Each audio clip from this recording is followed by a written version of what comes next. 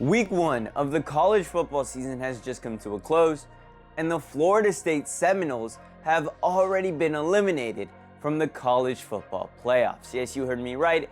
After only the end of Week 1, it's starting to look like the only way Florida State makes it into the playoffs is if they win a very weak ACC. And if they don't end up on top of the ACC by the end of the year, they're definitely not getting into this new 12-team playoffs. That's right. The NCAA has expanded the playoffs from 4 teams to 12 teams, and yet the Florida State Seminoles still find a way to miss it.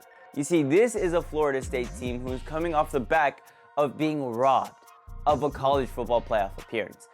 For most of the year, they were ranked in the top 4, and then they go on and they win the games that they need to. However, in the process, their superstar quarterback, Jordan Travis, gets injured and is out for the remainder of the season. And with that being said, well, the playoff committee believed that, Florida State didn't deserve a playoff spot because they were going to get blown out with their star quarterback being injured. And obviously, everyone knew that this was the case. However, many in the college football world didn't believe that was enough of a reason to keep the Seminoles out of the playoffs entirely. But of course, as we now know, they weren't a top 4 team and were not included in the committee's selection for the playoffs last year. So then, the NCAA and college football tried to make it up to the Seminoles by giving them a Week 0 game in Dublin, Ireland, a free primetime slot for Florida State to show everybody what they're made of. They get a game against a weak ACC opponent in Georgia Tech. It's primetime, it's Week 0. So this is a chance for the Florida State program, Mike Norvell and company, to really just go out there and prove the world that they were robbed again. However, in the build-up to the Georgia Tech game, a lot of things changed for Florida State, such as who was going to be in their starting lineup. Only 10 starters returned for the 2024 season, whereas the other 15, well, they left the program, with 7 of them deciding to move on from Florida State and 9 of them getting drafted into the NFL. You've got Jordan Travis, their quarterback, superstar quarterback, who helped get, Florida State into the position that they were in last year. And then, of course, Florida State did lose 2 of their star wide receivers in Johnny Wilson and Keon Coleman, whose futures I am very excited about to see how they play out in the NFL. I do think that Keon Coleman is going to be a superstar for the Buffalo Bills alongside Josh Allen, so I can't wait to see how that works out. And then, of course, Florida State also lost their running back, Trey Benson, a very important part of their offense, as well as tight end Jaheim Bell and offensive lineman Casey Roddick and Dimitri Emmanuel. And that's not even getting into the defensive players that Florida State would go on to lose due to the draft or, the players deciding to leave Florida State and transfer to a new school. You've got defensive end Jared Verse, who is an absolute stud for the team.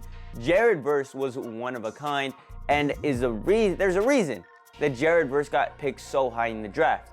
It's because he made that Florida State defense exactly what it was in 2023.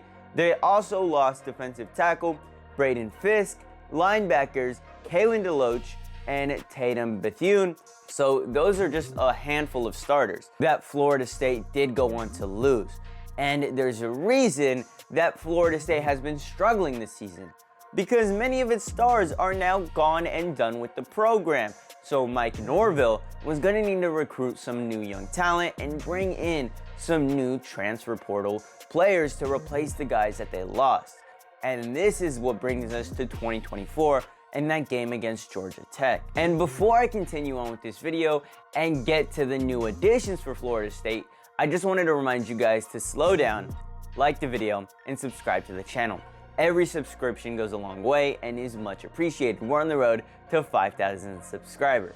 All right, now let's get back to talking about some of Florida State's new additions, such as their new quarterback, DJUiagalelei. Now, if you're a college football fan, then this is a very familiar name. He has been at the top of the media cycle for the last few years now, especially with his, start back in 2020 with the Clemson Tigers. He was brought in to basically replace Trevor Lawrence as a freshman. And DJ played his first few years for Clemson, where he looked serviceable at best for the Tigers. In his 3 years there, well, the Tigers did have some pretty decent records, but it wasn't because DJ was an outstanding quarterback or anything. It was in spite of DJ being their quarterback. You see, in his time there, his first game, his first season, he only had, I want to say, 78 completions in 10 games, had 5 touchdowns, 0 interceptions. He didn't play very much his freshman year. However, things would start to change come 2021, where he really got named the starter for the Clemson Tigers. And in 2021, well, his completion percentage dipped to 55%. It was a down year for him. He played 13 games, had 9 touchdowns, and 10 interceptions. And by the end of 2021, Dabo Swinney knew that DJ was not the future quarterback to uplift them back to where Trevor Lawrence and Deshaun Watson was able to take this Clemson team. So then 2022 was basically, DJ's last year with the Tigers, and everybody knew it. And in that season, his completion percentage would go up. He would have 22 touchdowns and 7 interceptions, a much better season. But it wasn't enough for Dabo Swinney to continue wanting DJ to be the starter for the Tigers. And it also meant that his career there was essentially over. So that's about it for DJ's time with the Clemson Tigers, which brought us to a 1-year stint where he played for Oregon State. And everybody believed that DJ just needed a change of scenery and things would be better for him in Oregon State, where he could thrive in a middling Pac-12 conference that was coming to a close, right? But they had a very mid-season. The Oregon State Beavers went 8-5, 5-4 in conference, and DJ had a pretty similar year statistically, except for the fact that his completion percentage, dropped all the way to 57%. And other than that, the numbers were pretty similar to his last year with Clemson. Oregon State didn't do a whole lot of winning last year, and that brought DJ all the way to Florida State with Mike Norvell and co. Now let's get into the first game of the season for Florida State and essentially the rest of college football against Georgia Tech in Dublin, Ireland of all places. Now let's get to this Georgia Tech game, where in the first drive, Florida State looked like they were rolling, looked pretty unstoppable. They ended up scoring a touchdown in only 7 plays, and it ended with a Lawrence Toafili 28-yard run into the end zone. And to put salt into the wound, the Florida State Seminoles ended up going for 2 points and had an 8-point lead. Of course, Georgia Tech would answer back immediately after with a drive that went 79 yards in about 3.5 minutes, and all of a sudden the game is back to neck and neck. I mean, we have an 8-7 game. The second quarter was a whole lot of field goal kicking for the Seminoles, which led to a 14-14 tie by the time halftime came around. And many believe that Florida State should have been blowing out Georgia Tech by halftime, but that wasn't the case. Well, the third quarter was a whole lot of nothing football. Neither offenses looked pretty throughout the entire thing, and that brought us into the fourth quarter, where Georgia Tech found their way into the end zone a lot more.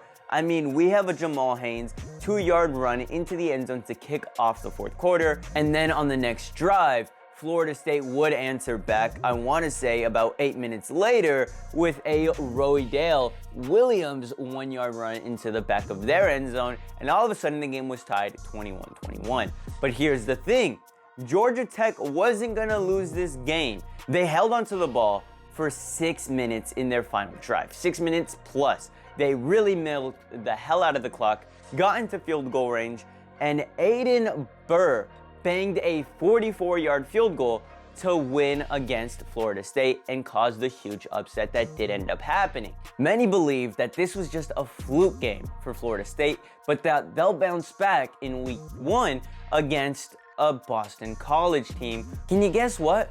DJ looked awful in the Boston College game. Even worse than he did against Georgia Tech. Yeah, DJ was not good in the Georgia Tech game. In the Boston College game, well, DJ threw 21 for 42, a 50% completion rating, and he had 42 passes. Just keep that in mind, all right? With 272 yards in the air, 1 touchdown, and 1 interception. Was DJ the sole reason they lost this game against Boston College? No, but he was a big part as to why they ended up falling in such a fashion. They ended up sort of getting blown out by Boston College, if we're going to keep it honest. I mean, Boston College got the scoring started at the beginning of the second with a 4-yard run by Castellanos. Castellanos, who is going to be a star, all right? He is going to be an absolute stud in college, so just remember that name, Thomas Castellanos. But anyway, Boston College would get the ball back pretty soon afterward and get another touchdown, this time a 13-yard pass to Trayshawn Ward. All of a sudden, they're leading 14-0, and they wouldn't let go of that lead because Florida State answered back with 2 field goals instead of 2 touchdowns. And, that didn't stop Boston College from scoring because in the third quarter, they would get 2 more touchdowns to win the game 28-13. And that's brought us to present day, where it feels like Florida State has no shot at making the playoffs after a season where they were robbed of the college football playoffs. I made an entire video on Florida State last year, so you can go check that out if you're new. But anyway, that's about it for this one. Catch y'all later. Much love. Deuces.